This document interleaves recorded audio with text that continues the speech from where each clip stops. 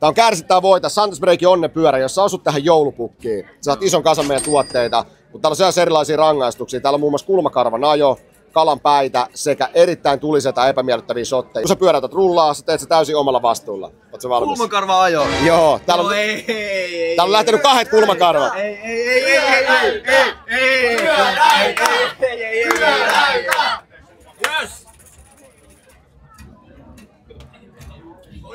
Oi!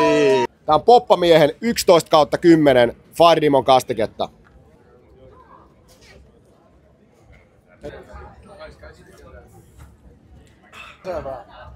Oi! Monta tuhatta on miljoonassa? Bro, mä en oo matematiikko. Monta jalkaa hämähäkillä?